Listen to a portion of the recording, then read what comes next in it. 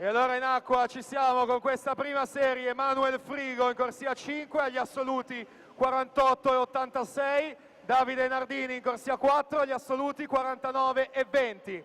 Il record di Pietro Schinetti che sta nuotando in corsia 3, ottenuto l'anno scorso, 50 e 41. Schinetti ieri vittoria nei 200, quest'oggi nei 100. Emanuel Frigo che passa in vantaggio 23,96 su Nardini che è secondo. Nardini campione giovanile e dei 100 e dei 200 stile, lui che è classe 99, classe 97 invece Manuel Frigo che all'uscita dell'ultima subacquea ancora è in vantaggio, lanciatissimo verso un tempo importante qui nella vasca di Montichiari, 49 e 27 con Nardini 49 e 95, entrambi sotto il precedente record che naturalmente va a Manuel Frigo 49 e 27, poi Schinetti terzo 50 e 77.